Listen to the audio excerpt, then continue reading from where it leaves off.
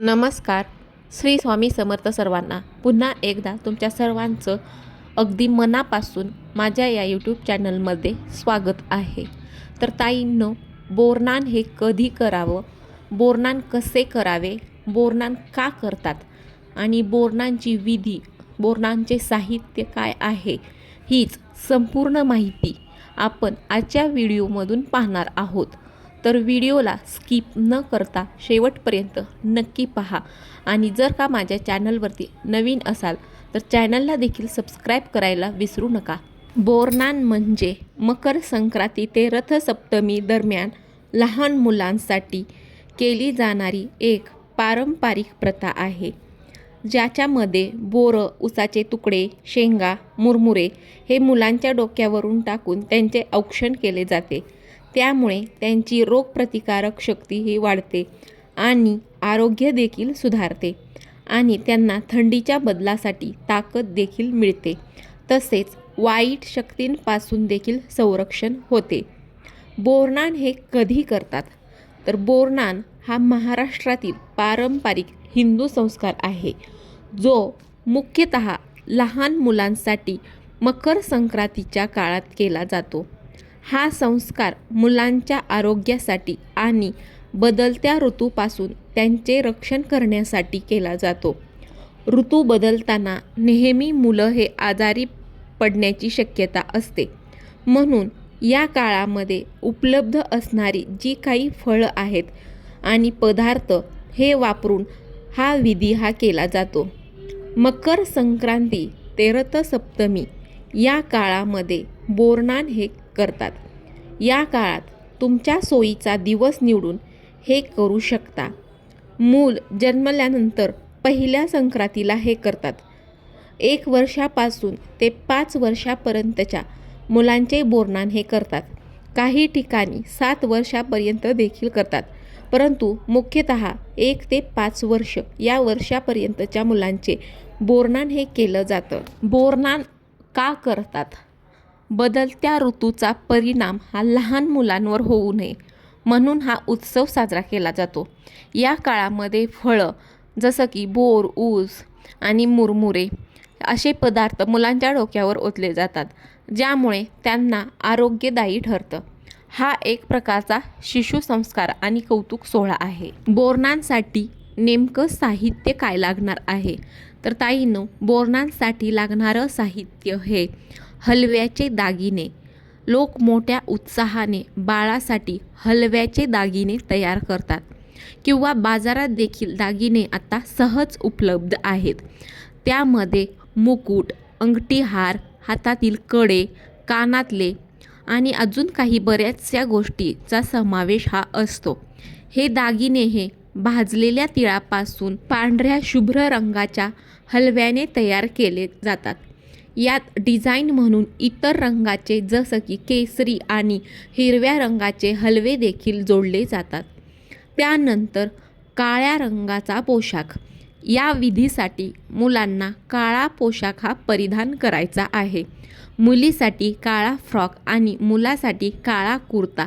ऋतूप्रमाणे काळा स्वेटर देखील तुम्ही घालू शकता.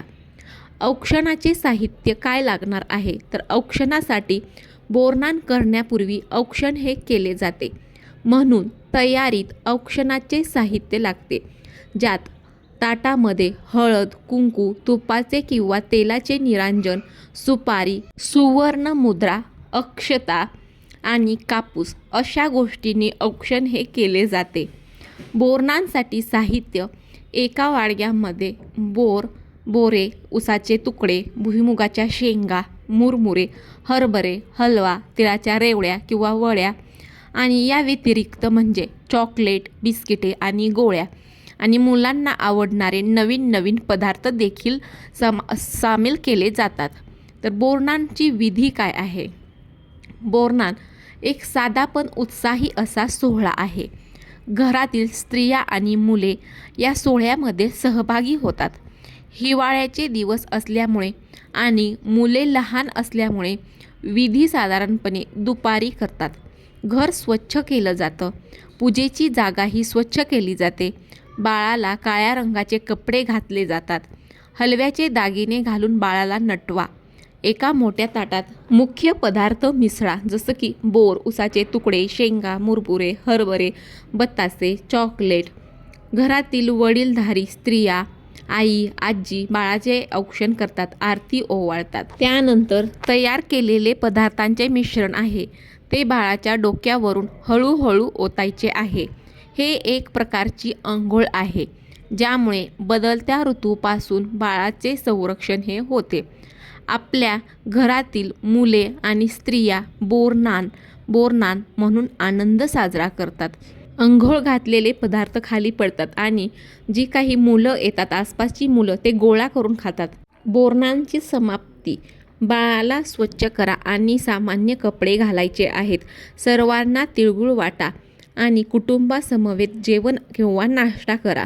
यानंतर पारंपरिक महिला हळदी कुंकू समारंभ देखील करतात, ज्यात तिळगुळ देऊन वाण हात दिला जातो. बोरनान करताना काळजी कोणती घ्यावी?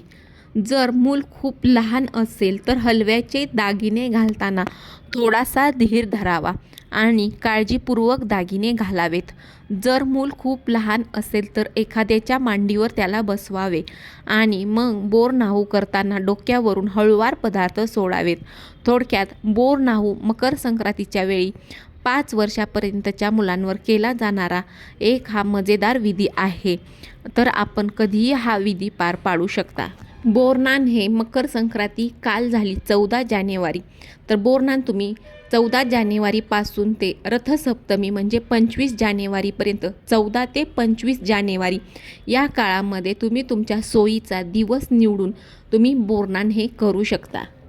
आईच्या गर्भातून बाहेर आल्यावर बाह्यसृष्टीतील ऋतुमानाशी जुळवून घेण्याची ताकद ही बाळाला मिळावी, हा या बोरनान याचा मुख्य उद्देश असतो. हिवाळ्यातील आरोग्यदायी फळांचा अभिषेक हा बाळावर घालून त्याच्या आरोग्यासाठी प्रार्थना देखील केली जाते. अगदीच तान्ह्या बाळाला या गोष्टी अनुभवणे अशक्य आहे, म्हणून 5 वर्षापर्यंत मुलांचे बोरनान हे करता येते. न कळत्या वयापासून कळत्या वयापर्यंत मुलांच्या आठवणी ह्या तयार होत जातात आणि कळत नकळत संस्कृतीशी, परंपरेशी आणि निसर्गाशी त्यांचीही नाळ जोडली जाते. बोरनानचा विधी हा अगदी साध्या सोप्या पद्धतीने करायचा आहे. बाळाला पाटावर बसवून त्याचं औक्षण करायचं आहे. त्यानंतर बाळाच्या डोक्यावरून बोरे, उसाचे काप, गाजराचे तुकडे, भुईमुगाच्या शेंगा, चुरमुरे, लाह्या, त्यानंतर मुलांच्या आवडीच्या गोष्टी, हलव्याचे दागिने, रंगबेरंगी गोळ्या, चॉकलेट्स आणि बिस्किटे यांनी बाळाच्या डोक्यावरून या गोष्टी घालायच्या आहेत, म्हणजे नाहू घालायचे आहेत.